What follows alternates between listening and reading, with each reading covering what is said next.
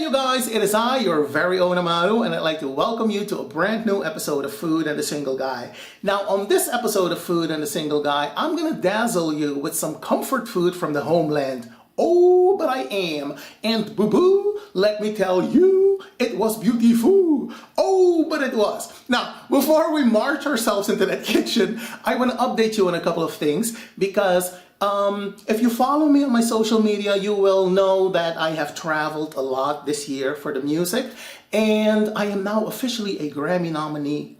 Oh yes, but I am.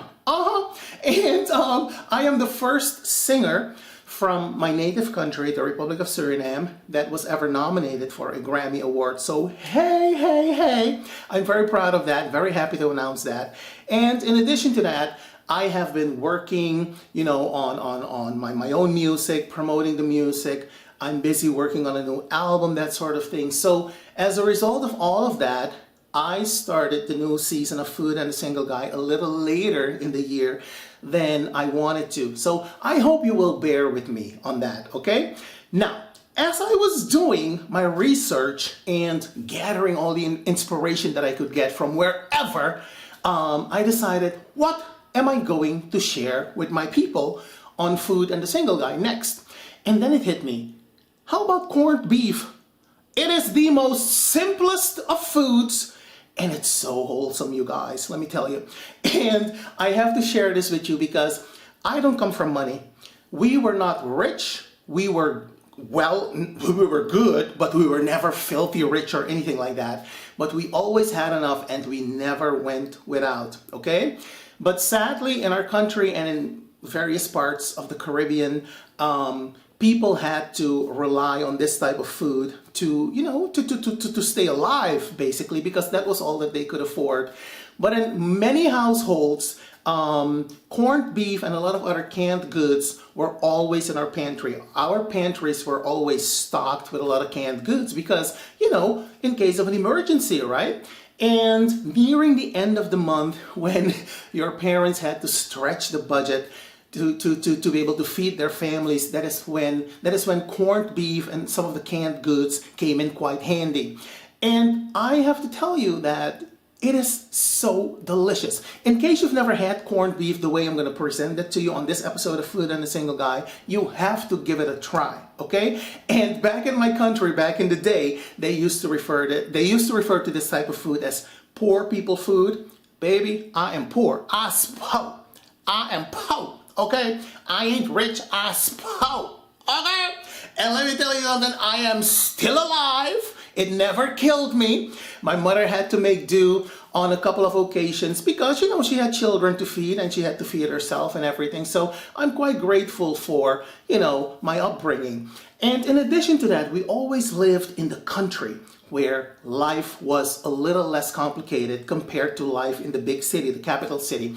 And we had local farmers, we had people that sold their produce, freshly harvested crops and all of that stuff. So life was relatively cheap in the country, and that is how my mom preferred it. That is what she could afford, and that is what she wanted.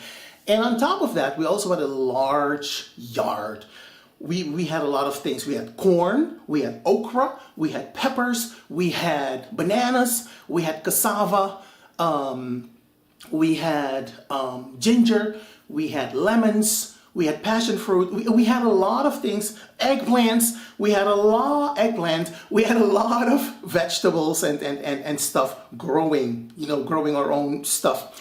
So food was something like fresh food was something that was readily available to us, but sometimes you would need stuff from the capital city such as corned beef or oil, and you had to travel from the country to the capital to do your shopping and then come back.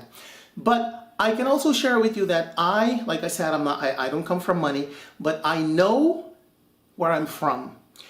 I know of a time when we had to wait in line to be able to purchase one loaf of bread. We had to wait in line to be able to purchase 1 liter of milk per person.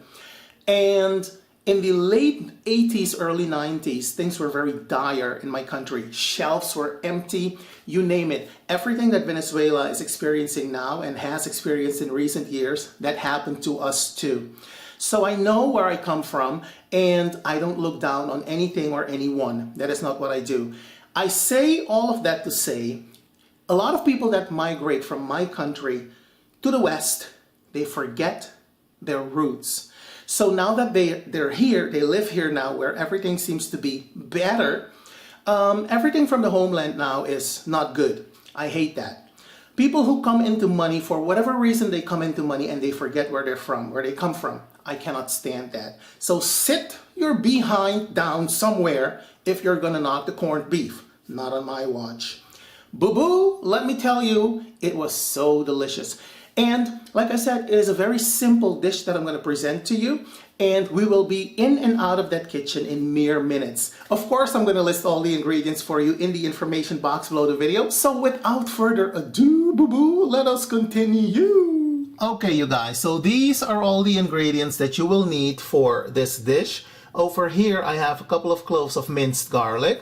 I have my sliced onion, my Scotch bonnet pepper, my trasi powder. Over here we have some fresh peas, and the peas are optional. In our household we never added the peas, but for the purpose of this video I will be adding the peas because the peas will add a touch of color to the dish.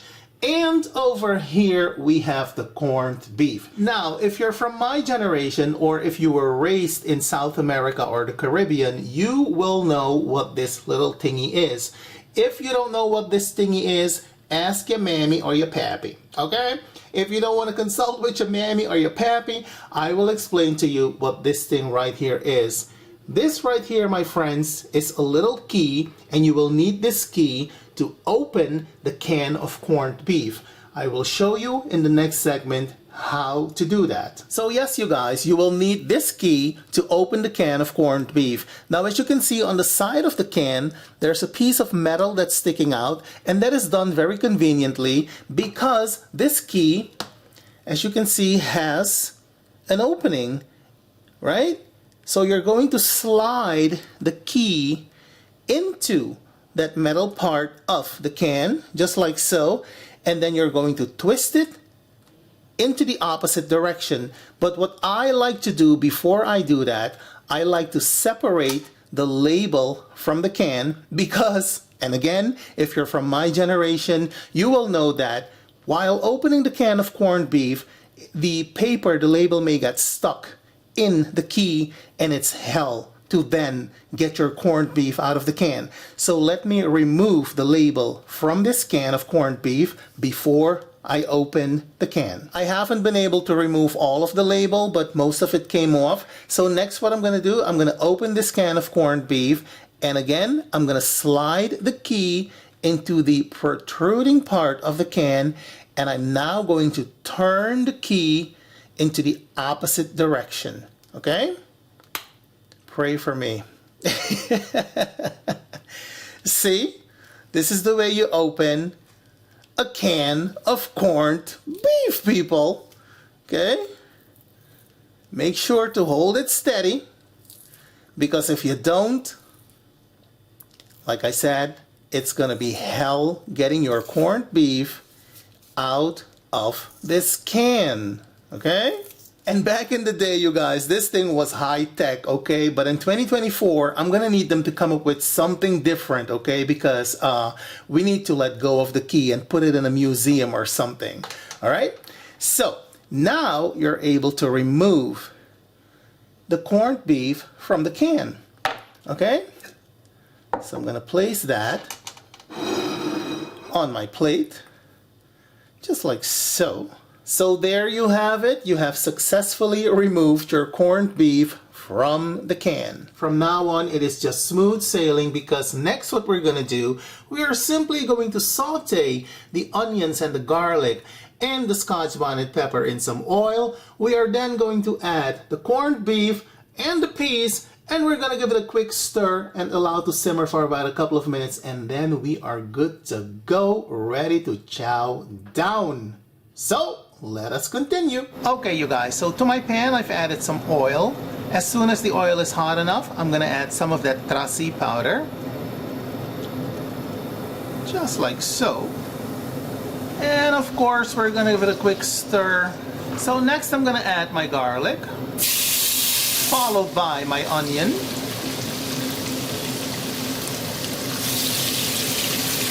And some people add a tomato to their corned beef. My mother never added tomato to hers, so I'm not gonna add a tomato to mine. So as you can see, the onion and the garlic have taken on some color. Next, we're going to add the corned beef.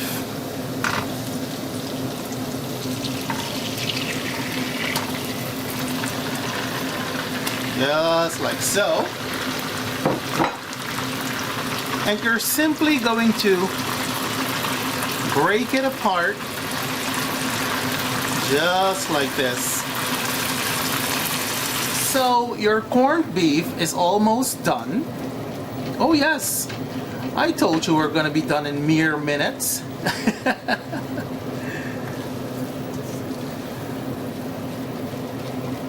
But before that glorious moment is here, we are going to add the Scotch bonnet pepper. We're not going to puncture it or anything like that, but we're gonna have some of it with our meal. And you will notice that I have not added any salt. Keep in mind, the corned beef is salty enough as it is, so be mindful of your salt intake.